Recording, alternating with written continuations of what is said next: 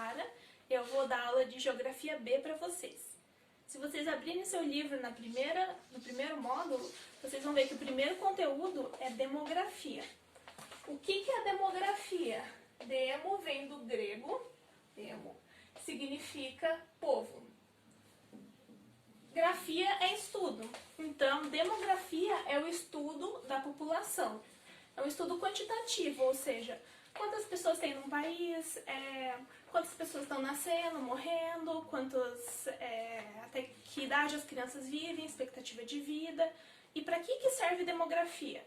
Serve para os governos fazerem políticas públicas, distribuírem hospitais, perceberem onde que tem mais gente morrendo de determinada doença. Enfim, serve para muita coisa e serve para você ir bem no vestibular, porque demografia é um assunto que cai em todo vestibular. Com certeza, qualquer vestibular que você pegar vai ter uma questão de demografia. Então, hoje a gente vai falar de alguns conceitos básicos de demografia. O primeiro é a diferença entre um país populoso e um país povoado. E ainda hoje existe vestibular que faz pegadinha com essa diferença. O que é um país populoso? Quando a gente fala em populoso, está falando de população absoluta. Ou seja, quantas pessoas existem naquele país, dentro daquelas fronteiras, independente do tamanho dele. Então, a gente pode falar assim, o país mais populoso do mundo, atualmente, é a China. Por quê? Porque a China tem mais de 1 bilhão de habitantes. Ela é o país mais populoso do mundo, com certeza. O segundo é a Índia. O Brasil está em quinto lugar. Em quinto está o Brasil, com mais ou menos mais de 200 milhões de habitantes. Mas veja que já é uma diferença bem grande entre 200 milhões de habitantes e 1 bilhão de habitantes. Então a China é o país mais populoso do mundo. Sempre que a gente fala em populoso, a gente está falando de população absoluta. Quantas pessoas existem naquele país. E quando a gente fala de povoado, é uma população relativa. Ou seja, o que é isso? Relativo é a população absoluta com relação à área do país. Ou seja, para a gente dizer que um país é um país povoado, tem que ter muita gente morando num espaço muito próximo, num espaço muito pequeno. Então, se você fizer essa conta, população absoluta sobre área, você vai ter a quantidade de habitantes por quilômetro quadrado que existe num país. Então, a maioria dos países que são muito populosos, eles são muito grandes também. Então, eles são pouco povoados porque a área é muito grande. Um dos países que é mais povoado do mundo é Singapura.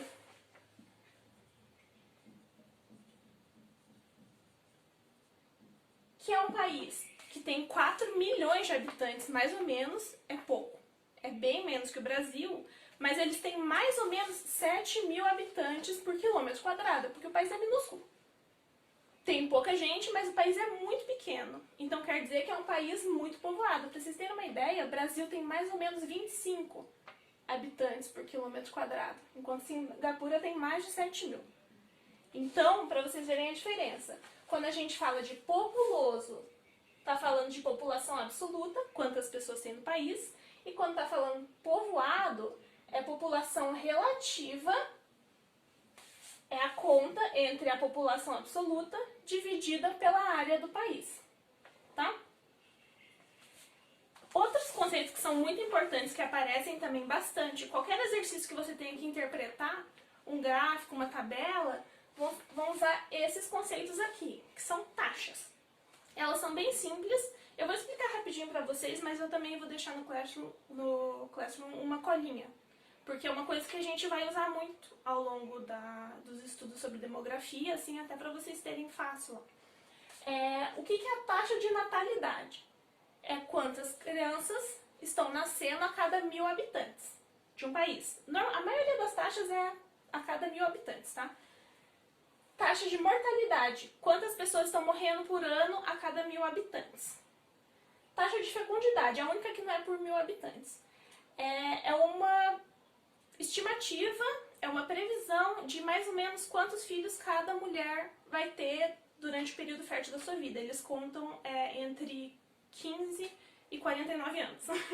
Então, isso aqui é uma estimativa. Essas coisas servem pra gente ver qual que é o movimento da população, né? Quantas pessoas estão morrendo, quantas pessoas estão nascendo. E a síntese de tudo isso é o crescimento vegetativo ou crescimento demográfico, que significa a diferença, se faz uma conta de menos então, a diferença entre a quantidade de pessoas que nascem e a quantidade de pessoas que morrem em um país.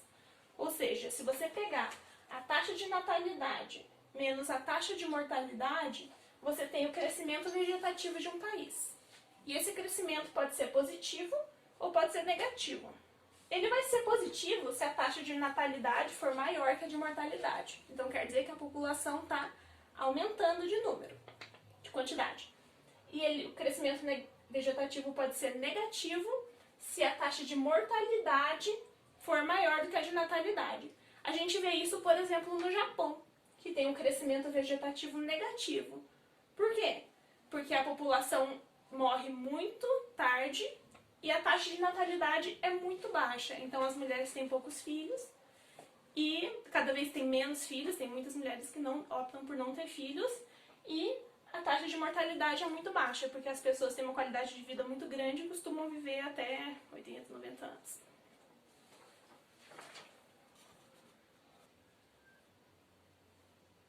A gente consegue ver um pouquinho melhor aquele esquema das taxas que nós acabamos de ver, por exemplo, num gráfico de transição demográfica. O que é isso? Transição demográfica é a mudança no comportamento de uma população ao longo do tempo. Por exemplo, ó, a gente tem um gráfico que é quantidade por tempo. Em azul nós temos uma linha de taxa de natalidade, em verde taxa de mortalidade e em preto crescimento vegetativo ou crescimento demográfico. Vamos ver. No início desse gráfico de algum país, que eu não sei qual que é, ele tinha uma taxa de natalidade bem alta, mas a taxa de mortalidade dele também era bem alta. Então, o crescimento vegetativo era baixo. Por quê? Porque nascia muita gente, mas também morria muita gente. Então, a população se mantinha mais ou menos do mesmo jeito. Chamamos isso de primeira fase. Hoje, no mundo, não é considerado que exista nenhum país que esteja nessa primeira fase, onde nasça tanta gente e morra tanta gente que a população se mantenha mais ou menos estável lá embaixo. Nessa segunda fase, a gente já vê que continua uma natalidade bem alta e a gente tem uma diminuição na taxa de mortalidade. Isso pode acontecer com o desenvolvimento de vacinas, remédios, métodos anticoncepcionais, enfim, a taxa de mortalidade está decaindo. Então, vocês veem que o crescimento vegetativo começa a subir. Por quê? Porque está nascendo muita gente, mas está cada vez morrendo menos gente. Então, a quantidade total da população sobe. Aqui a gente tem um crescimento vegetativo positivo. Na terceira fase, a gente vê, continua caindo a taxa de mortalidade, mas a taxa de natalidade também começou a cair. A gente pode dizer que o Brasil está mais ou menos nessa fase. Por quê? Porque hoje em dia, cada vez menos as pessoas estão tendo filhos. Então, a taxa de mortalidade está caindo, a de natalidade também está caindo, e o crescimento vegetativo, que tinha chegado num pico, ou seja, a população estava crescendo em quantidade, começa a diminuir também. Por quê? Porque está nascendo pouca gente, mas também está morrendo pouca gente. Então, a população vai voltar a ser mais ou menos o que era antes. A tendência dessas coisas aqui é sempre diminuir, tá, gente?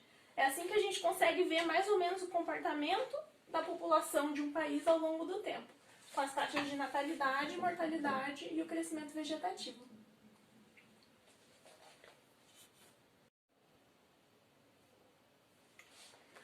Outra parte da demografia que costuma cair, assim, com alguma frequência em vestibular, são as teorias demográficas. O que é isso? Ao longo da história, do tempo, economistas, geógrafos, intelectuais, assim, no geral, eles pensaram a população. Pensaram em teorias que pudessem explicar essa movimentação da população, essas mudanças que acontecem no perfil dessas populações. A primeira de todas, surgiu bem no finzinho do século XVIII, em 1798, eu acho, e foi formulada pelo Thomas Malthus. Ela é conhecida como teoria malthusiana ou teoria pessimista. Por quê? Analisando os dados ali da Inglaterra, população, quantidade de alimentos, em pleno desenvolvimento da Revolução Industrial, da primeira Revolução Industrial, o Thomas Malthus chegou à seguinte conclusão, de que os alimentos produzidos, eles seguiriam uma progressão aritmética, enquanto a quantidade da população aumentaria em progressão geométrica. Ou seja, a partir desse encontro entre os dois eixos no gráfico, ia faltar comida para a população. Então, por isso que ela é uma projeção pessimista. Porque ele falava, a partir desse ponto, as pessoas vão morrer de fome. E só vai viver quem tem dinheiro para comprar comida. Então, é por isso que ela ficou conhecida como pessimista. Já um pouquinho depois daquela época, essa teoria caiu por terra. Porque ele não contava que a gente fosse desenvolver agrotóxicos, outras técnicas de plantio, máquinas agrícolas, todas essas coisas aumentaram a produção de alimentos. Então, os alimentos não estão crescendo, desculpa, não estão crescendo em progressão aritmética. E a população não está aumentando cada vez mais. Pelo contrário, em países mais desenvolvidos, de uma forma geral, o crescimento da população é um crescimento demográfico negativo. Então, na época dele fazia sentido esse pensamento, mas hoje não faz mais. E por que a gente estuda esse pensamento se hoje não faz sentido?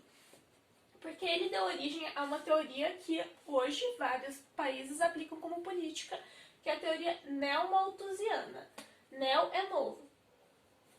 Então é uma teoria demográfica que é baseada na teoria do Malthus, só que um pouco mais atualizada.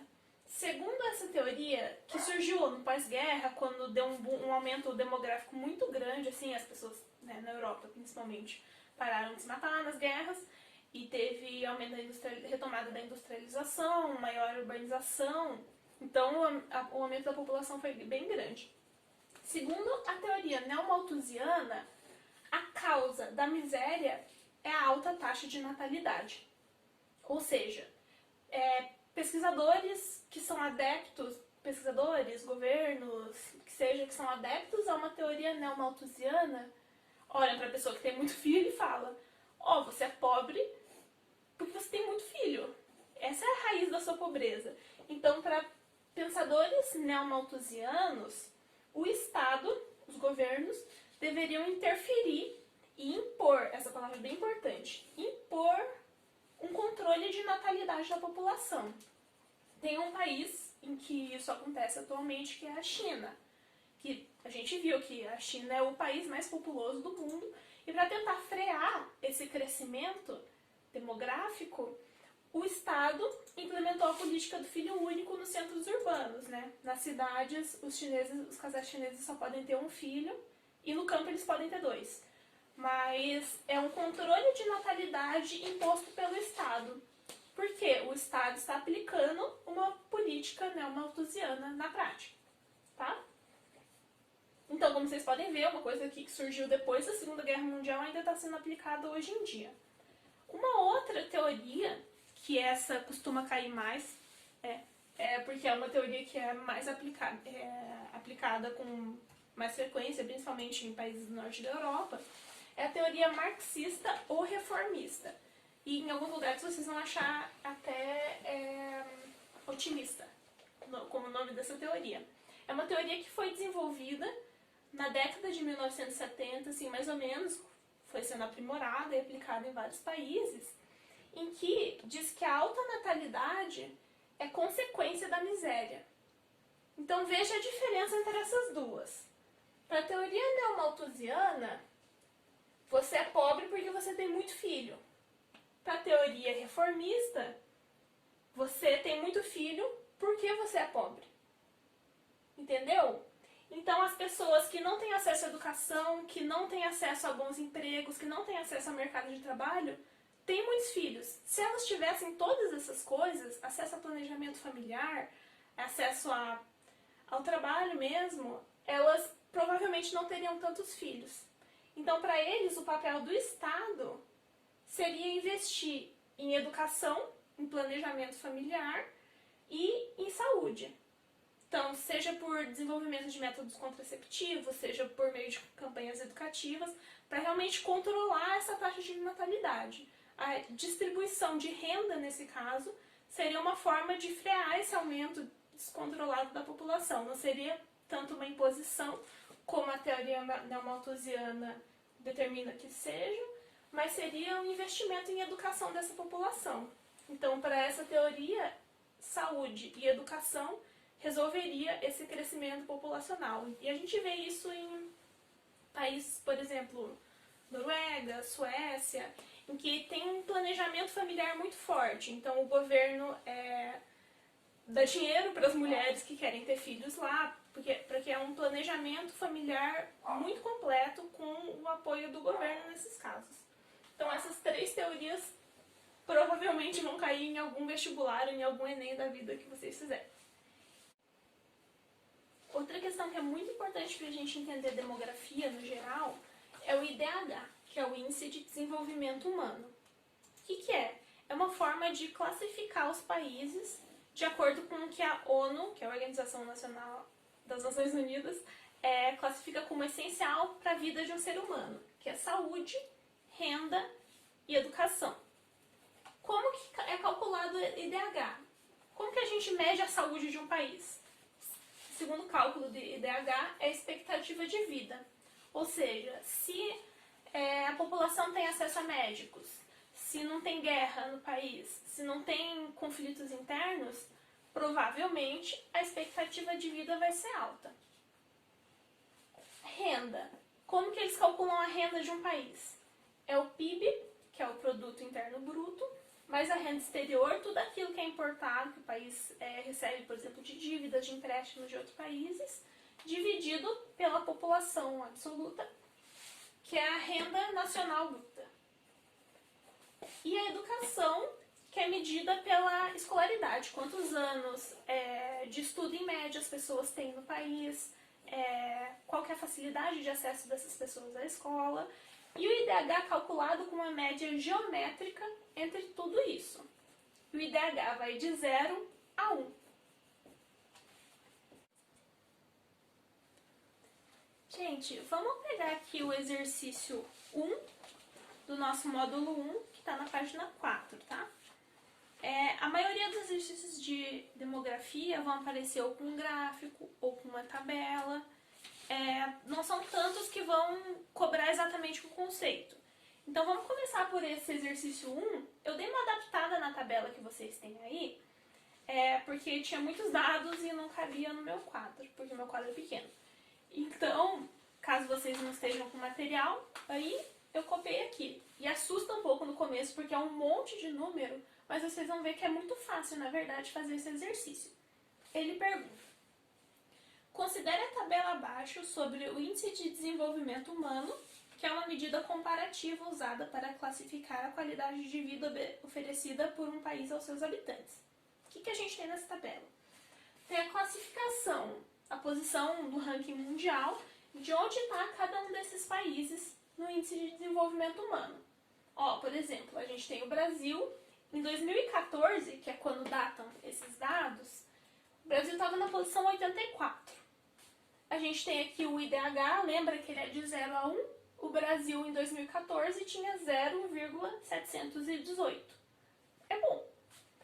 A expectativa de vida no Brasil, 73 anos e meio mais ou menos, média de escolaridade, 7,2 anos. E a renda bruta nacional per capita em dólar no Brasil é 10.162. essa é uma média, gente. Obviamente, tem gente que não recebe tudo isso aqui de dólar no ano. E a gente sabe, tem gente que recebe muito mais e tem muita gente que recebe muito menos. Então, o IDH é uma média de vários fatores, tá bom? Então, vamos dar uma olhadinha nessa tabela e a gente tem algumas afirmativas. Com base na tabela, considere as seguintes afirmações. Afirmação 1.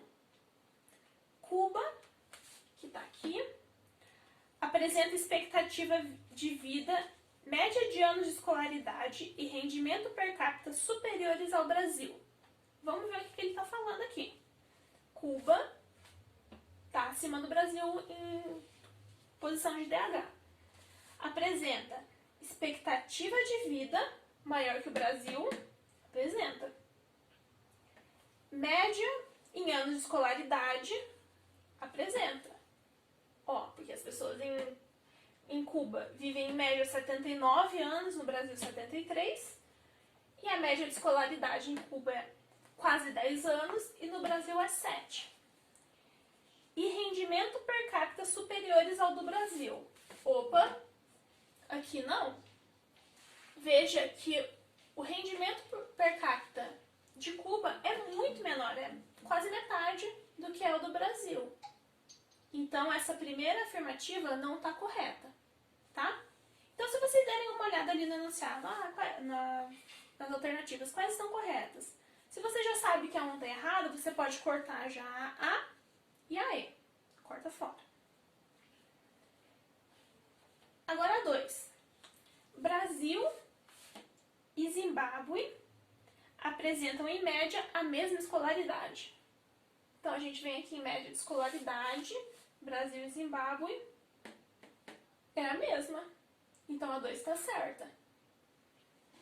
A 3. Zimbábue apresenta maior IDH com relação à Etiópia, devido à média de anos de escolaridade. O que é isso? Vamos por partes. Primeiro, o Zimbábue tem um IDH maior do que a Etiópia? Tem. O IDH do Zimbábue é 0,376, muito baixo, e o da Etiópia é 0,363, consegue ser mais baixo ainda. E por que o Zimbábue está acima da Etiópia em índice de desenvolvimento humano? Ele está dizendo aqui que é por causa da escolaridade, vamos ver? Média de escolaridade, sim. Porque veja, a expectativa de vida no Zimbábue é menor que da Etiópia. Zimbábue, mais ou menos 51 anos, e na Etiópia 59. A renda per capita do Zimbábue é menor do que da Etiópia, muito menor, quase 3 vezes menor do que da Etiópia. E por que o Zimbábue está lá em cima? Porque a média de escolaridade da Etiópia é baixíssima, em média 1 ano e meio. Então, o que está levando o Zimbábue lá para cima, está uma posição acima da Etiópia, é a média de escolaridade. Então, quer dizer que a 3 está certa também. Então, a alternativa D é a correta. Se vocês verem aqui, ó, por que Cuba está acima do Brasil, sendo que a renda de Cuba é tão mais baixa que do Brasil? Porque em outros fatores Cuba está acima. Porque, veja, a escolaridade de lá é bem maior, um tanto maior, e a expectativa de vida também é um tanto maior. Então, veja que não adianta ser que nem a Etiópia, que tem uma média de renda per capita mais alta que o Zimbábue, mas não tem nada de escolaridade, porque o IDH é a média geométrica entre essas três coisas, entre renda, entre saúde, que é a expectativa de vida, e a escolaridade.